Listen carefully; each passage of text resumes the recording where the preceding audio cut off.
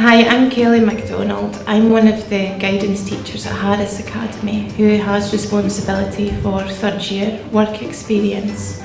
As part of the guidance team, we invite the work experience coordinator in to talk with the pupils initially to give them an insight on what to expect.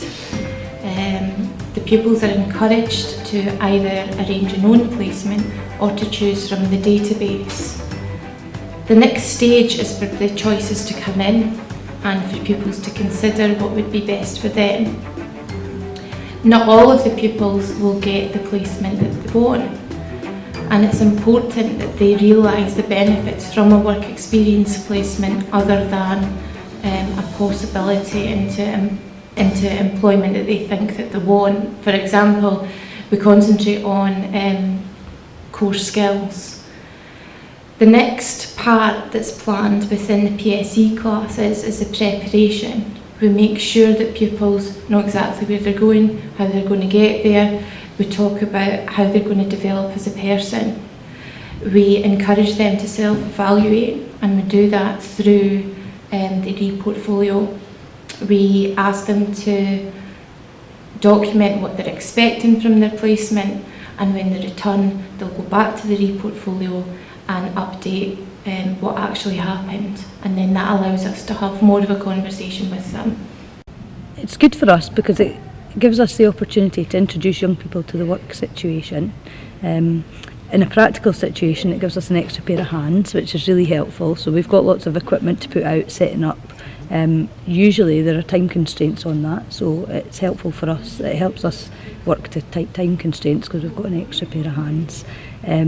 We can offer practical experience, or we can offer office-based experience as well. So in the office, again, it's usually helpful also for all sorts of things, from answering phones to photocopying to particular project work, depending on what we've got the young person doing. So yeah, it works for us as an organisation.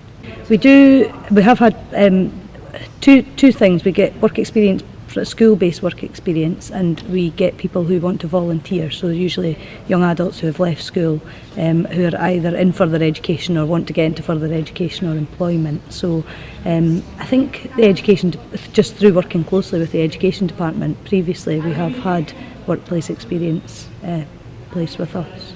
Quite often when we get work placements with us, they get a taster for it, so when they go on to leave school, they come back to us and get placed as volunteers, and quite often then that can lead on to them becoming sessional staff with us. So that's happened on a number of occasions, that the young person later in life has come back to us in a volunteering capacity and then on to sessional staff. So because all our physical activity sessions are delivered by sessional staff, it's a great way for us to sort of feed into the recruitment process, if you like, so people know about us. Normally we get contacted by our contact in the education department to find out if we can place someone, and then we agree the week that's going to happen, and then it's usually just a case of us sort of setting the timetable for that young person, confirming that with our contact in the education department, and it's really simple. From there we're pretty much good to go. She's done well, she's managed to get on with everything. It's more sort of we tell them, sit them down, get them to do their tutorials, get them to do what they want. Also just let them free rein. And Mary Kate did that perfectly. It was very, very easy, to be honest. Last year we had a couple as well, and it was more focused on sort of QA testing, so testing games, testing all this sort of thing. But this year we thought, well, we'll take the approach of just making their game, and just start to finish make their game, and just see how well they sort of find it. Obviously you don't know what to sort of expect, you can't really sort of plan for sort of how well they're going to take it. But with Mary Kate, yes, instantly sort of very easy, like I was saying, get to tutorials, and then just went from there. Once she'd learned the basics, chucked her on some more advanced things, and it worked out very well. As an employer, it's worked out fine. The pupils have been very good, coming from different schools, different backgrounds, etc. But they're very good at taking instruction. They're willing to learn. Day one, when they come in, they get their induction, their health and safety, and then throughout the week they just pick up their different tasks, and they really are supervised at all times. So they move with the mechanic or the person that they're working with.